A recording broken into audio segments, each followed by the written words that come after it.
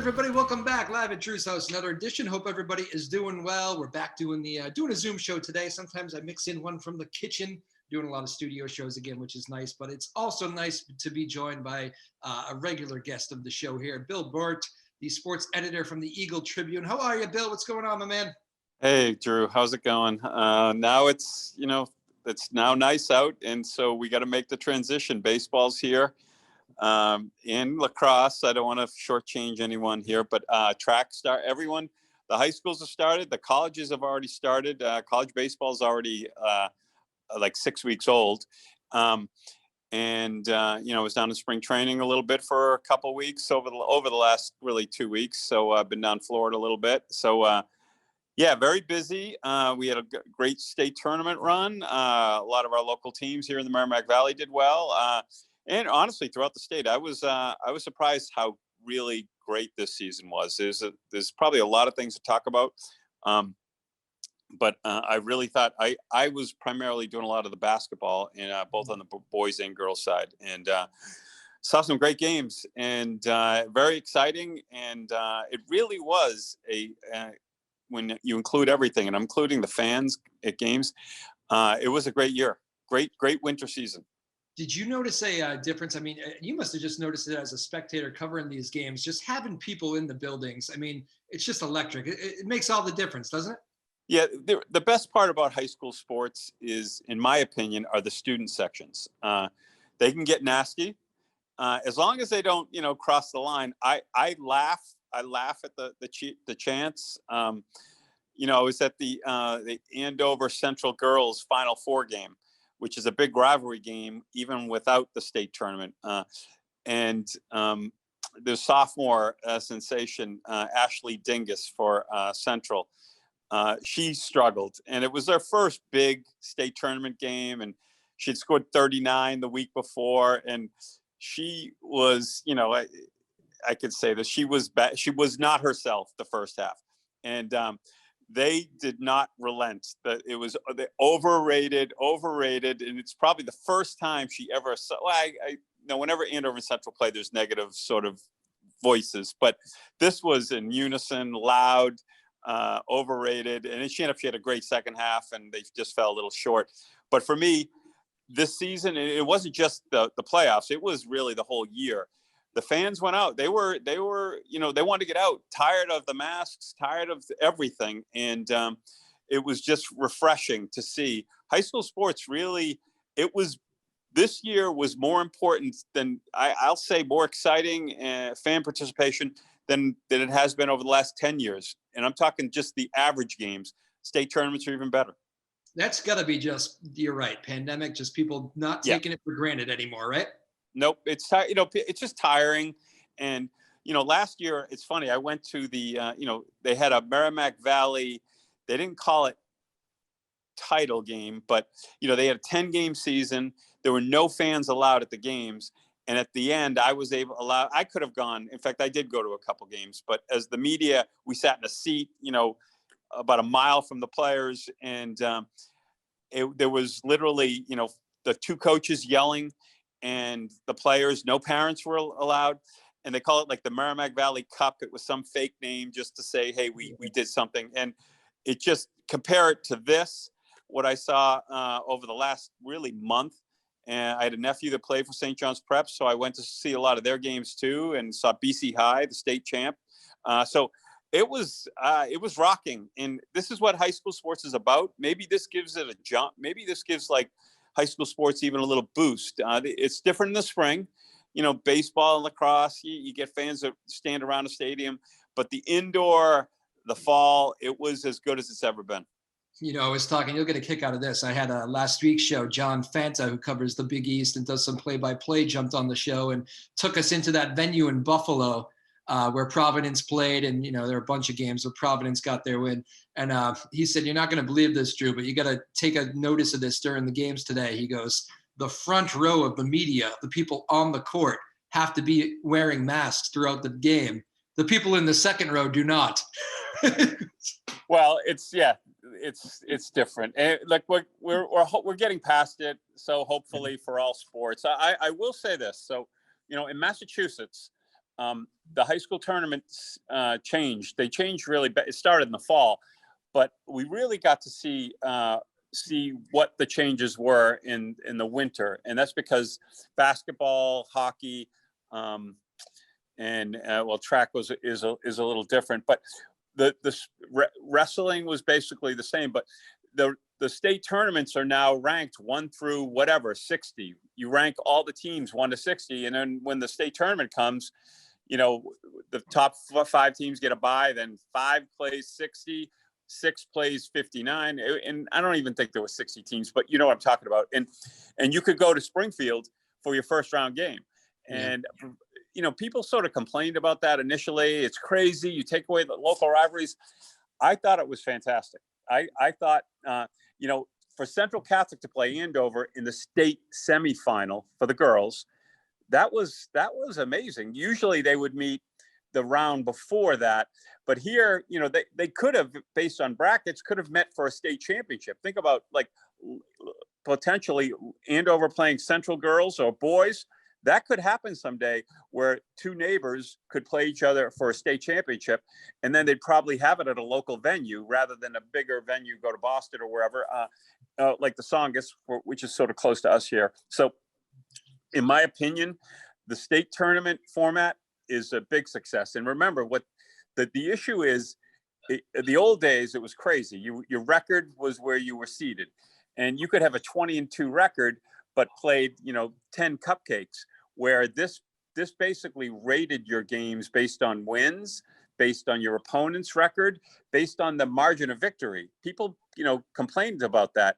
But as we saw in the state championship, for all boys and girls, it was right on. The rankings were so close. The number 1 seed, I think, won 5 or 6 of the 10 state championships. And I'm not saying that's the way it should be. What I'm saying is the rankings had it right. And there were some close games, but every single state champion was within the top 10 ranking based on the seeding for boys and girls. And my point is, it's a different system. It reminds me of when baseball played they did the intra-league games with the National League. Now, 10 years later, it's not as big a deal as it was, but I felt the hype. It was really good this year, and I think it's going to be good for a few years to come. I liked it a lot. I get the feeling just listening to you. You've seen a million of these state tournament games, but these were some of the best tournament games you've got to watch. Yeah, you know what? The games were good, but the fans were great. So that was part of it. I think people packing stadiums more in arenas. I'm talking about. State tournaments are always big. No, this was big. This was like everyone, they were turning people away and at the gates. And that doesn't happen often anymore at high school sporting events. So high school sports got a big boost, as crazy as that sounds, this winter. And I hope it continues, because this is where the passion is. We did a big story on Dave Fazio, who's the Andover High coach for the last 33 years. And he's, never won a state championship, and he sort of talks about it as being sort of the monkey on his shoulder. And but in essence, they lost in the Final Four to Newton North, who was a worthy team.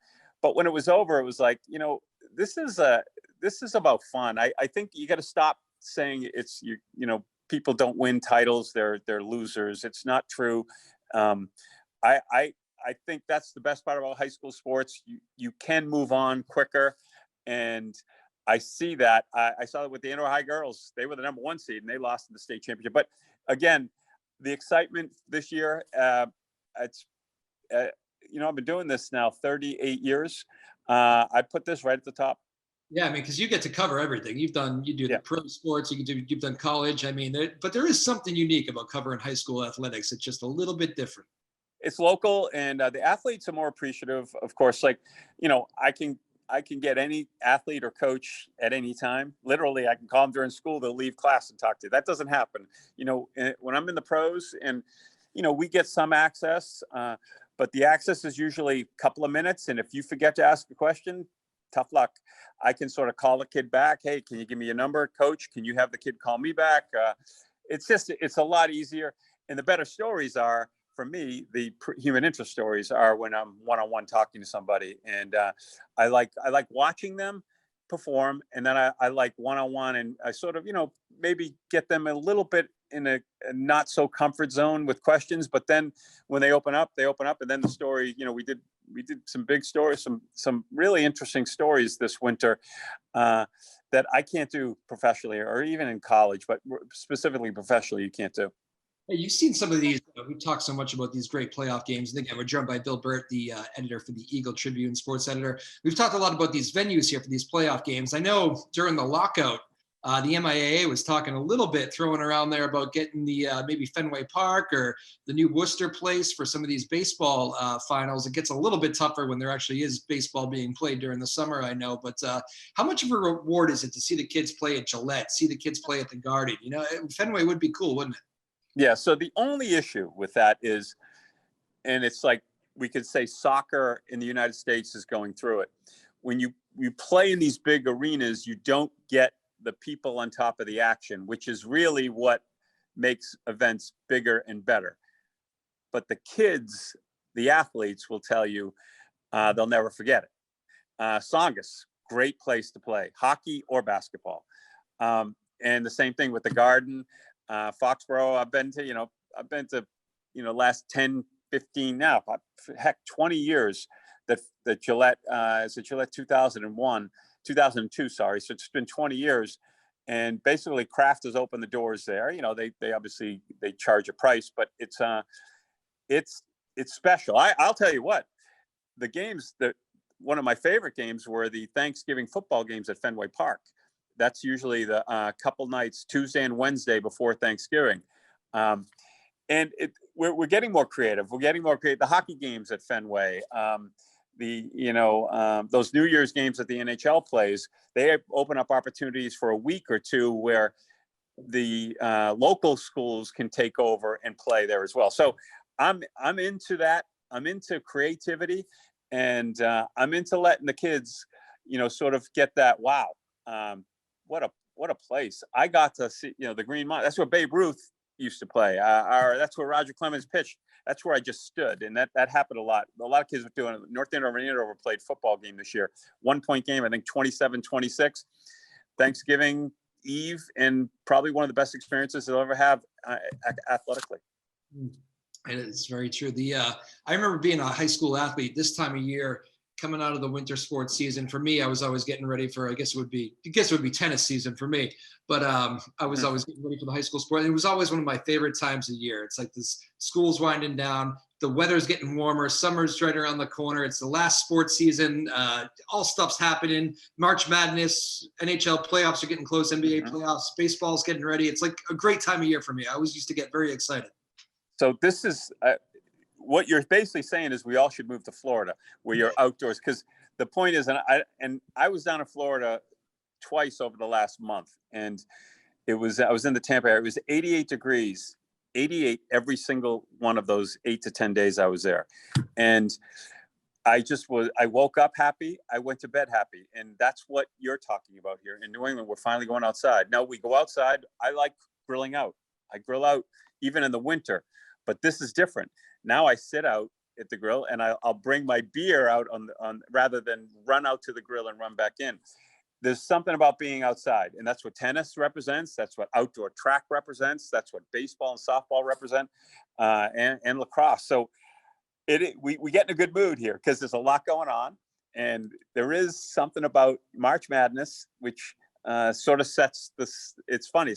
Tryouts started locally for all our high school teams yesterday, so that's a new excitement. And so now we got, and that's my issue with New England. I never had it before, but we got 6 months, and it's like we enjoy every one of these days. That's all I'm saying. Well, let's talk a little bit while you were in Florida too. I always like to make mention of that. Your son is a professional ball player, and this must be a very exciting time of year for the whole family, right? Yeah, so it is. No, my wife and I had planned a trip a couple months before for March, thinking, my son Max, who went to St. John's Prep in Northeastern, we thought he'd play in a couple spring training games. And so we planned it. And then we said, let's still go down, even though, because Major League Baseball hadn't come to an agreement yet. So we'll still go down anyway. We can go see him. We can get in the facility and watch them work out. And, I'm a little bit of a helicopter dad. I like watching BP, and I like watching, I like all of it. Baseball for me is my favorite sport to watch. I do love football. I do love basketball, but for baseball, as a fan, as a parent, I like sitting in the stands, grabbing some peanuts, and just relaxing and hearing the wood hit the bat. Or in college, it was the aluminum. But we were down. I was down, and then he called and said he was going to play in a couple spring training games last Friday and Sunday. So I flew down Friday morning, and he played against the Pittsburgh Pirates down in Bradenton. And he's playing today, by the way, 1:00. It'll be on the MLB network. They're playing Toronto. And I don't know, I think he's going to play third base, backup third base. He's a AAA kid. He ended the year in AAA. Don't know where he'll end up, at probably AA or AAA. And he's close. He worked hard this winter. He put in the time. He's improved from a year ago. So, that's usually a good sign. I think, and it's funny, it's the Yankees, but he's all in with the Yankees. The Red Sox are dirt to him. And it's funny because I still am not there yet with him. Now, when he plays, I root for his teams. He's never played for the Yankees. He's played for the Scranton Rail Riders, the Somerset Patriots, Pulaski Yankees, when his low A, when he first came into the league. So for me, I still watch the Red Sox as a guy who's been here my whole life. It'll be interesting if he ever wears the pinstripes and has the NY. That's when I know things will change, and blood will be thicker than water. Man, that is a unique situation. Is it tough watching as a parent, even these spring training games? Your son gets do you get nervous? Oh, definitely. So, people say, hey, I'm praying for you. I'm praying for your son. I go, no. Pray for his parents. Because we go through the stress more than he does, because it's your kid, and you don't want we don't want our poor little kids to ever feel any anguish or pain. You know how it is. So, but it is, it's nerve wracking. I know what he's put into this. He's 25 years old. He's right on course. He's moved up every single year he's been in baseball. He's very close. When this is his dream, his plan, he doesn't really have a plan B. So it's plan A or else. I assume at some point he's probably going to get into coaching baseball. Could be college, could be professionally. He does love the game, does love player development. He's what I'm impressed with is, I've seen him in person, he's a leader. And so I do appreciate that. But I get as nervous as I did when he was in high school. And I do know now it's different. This is like the real world. This isn't just, hey, have some fun, we'll go out for an ice cream. This is his life. And so it's sort of my life too. Baseball for me was always my favorite sport to play. Loved it. And I was a mediocre second baseman. But I loved the pitcher battle. To this day, I've played in a couple men's leagues, and I get nervous when but for me, that was the best. And for him, it's the same. And but I enjoy watching. I wouldn't trade it for the world. And I hope I have another 10 or 15 more years to go. Yeah, absolutely. It can be a grind. People think people think it's easy at that level. It's not the easiest thing. You're bouncing around cities to cities, and you're always working. It's not the easiest thing. Well, yeah. So it's a good point. So you use the word grind. And that's the baseball word that they use. So I'll use this opportunity. We're coming out with a 5-day series starting tomorrow on 5 baseball players with pro baseball dreams. And it starts with Thomas White, who's a left-handed pitcher out of Newburyport who goes to Phillips Andover. He's the number 1 prospect in the country. A big lefty, 6'7", 6'8", throws at 95. He's 16 years old. He's probably going to be first, second, third overall pick. He's day 1. Day 2 is Dom Keegan from Methuen, went to Central Catholic. He's at Vanderbilt. He's probably going to be first, second round draft pick next year, or this upcoming year. So he's close. And then we have Stephen Hazard, who was from North Andover, drafted last year, second round Twins. He's learning a new pitch. So we're going through his journey. Then we got the Red Sox just acquired Jacob Wallace from Methuen, a closer. He's probably AA. He's close. He's sniffing high-end minors. And then the last day is going to be on Max Burt, my son, who's knocking on the MLB door. So it's like five different levels. It just shows you, people, how many different, there's other levels even between these five, how many levels you need to go to finally get there. So true. Final few moments here with Bill Burt, because he's got some baseball to watch here this afternoon. I do wonder, that lockout brought up a lot of rule changes and stuff. You and I think, are kind of old school. We could watch a 6-hour extra inning baseball game and be okay. That is definitely how I am. I am definitely in the minority for my age group, which is mid-30s and people who have short attention spans. What do you make of the state of the game right now? Yeah, so baseball needed. So I'm old school. I am old school, and but I think at some point we have to listen to the public. I'm not saying you live by what the public says, but you have to listen. I don't like when people just they trash baseball, then they offer advice. I don't want to hear from you, because you don't really like the game. Go watch basketball or stuff that's exciting. Play pinball machines, or that's old school, video games. And if that's what, I think you need, that instant gratification and excitement. That's not baseball. Baseball for me is like the third at bat. How are you changing? Like, you notice how a guy makes an adjustment. And I think I'm in the minority. And I think baseball, we need to do a better job.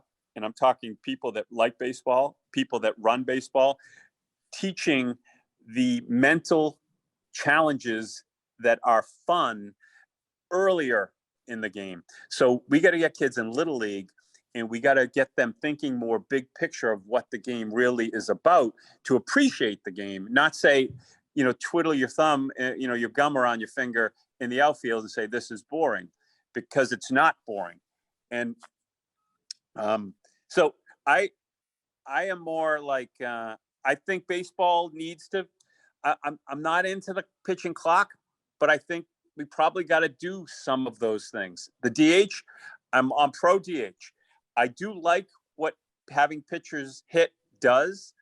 I don't like, though, having pitchers that are embarrassing themselves 80% of the time up. And the reason is, and I'll use a perfect example. My son is working on hitting 4 or 5 days a week all off season. I'm assuming pitchers are doing it 0 times, and maybe once every month where they go hit a little bit. So there's a reason why pitching is so important. They don't have, in the game when it started 130, 140 years ago, the pitcher was the best athlete in the field, and he probably batted third. Not anymore. It's a different game. There's a few pitchers that can hit. Shotani's one of them, but for the most part, no. I think baseball has to listen and make adjustments. And I'm not saying change the game, but I'm into some subtle changes. I'm into, I would be into, like, and I'm thinking of soccer, because soccer does these little mid-season tournaments where they'll stop the league and they'll play in a tournament. That could be cool. A little tournament. How about split season? I wouldn't be against a split season. I've seen it in the minor leagues. It gives you, like, the last 2 weeks of split season, of the first part of split, is really stressful. It means something. And all of a sudden that would be games in like late June, or, all right, let's go. We could win a division title, or the top 2 teams could play out. I don't know what it is, but my point is, I think little changes like that might make a difference. I don't like 162 games, 32 playoff teams. I don't like that. I think maybe shorten it to 140 games and then make a longer playoffs. I could be open to that. So, but I love the game. I think do not change the game, change aspects of the game. Still the best game. By far. And, people think I'm a snob when I say it, but it's true. There's, it's timeless, and we just got to speed up the timeless a little bit. I think that's all. Understood. I want you to end with this one because I saw a tweet you made the other day, or at least responded to. I can't remember, but I liked it, and I wanted to end with this for today. You had a little message wishing all these spring athletes that are trying out good luck. This is a very stressful time for a lot of high school athletes. I think a lot of people forget that when they get older and move on, but it's stressful, and there's a lot of disappointment. I don't know. You probably know a story in the back pocket or something. What do you have to say to those kids? How about me getting cut 10th grade hoops at Quincy High? I still haven't gotten over that. But that being said, I'll never forget first day of St. John's Prep freshman tryouts. So my son was in 9th grade, and you could watch. You were far away, but you could watch. And I remember walking in the field. There were 100 kids in the field, 100 kids, and they were going to keep about 30, and they were going to be nice, keeping the last 8 or 9. They were going to be like sort of secondary freshman team.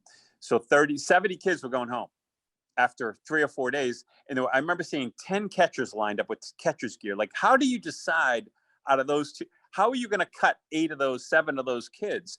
And I don't know. So I'm not saying every school has that situation, but there's a lot of pressure. I think there's a lot of end of the world.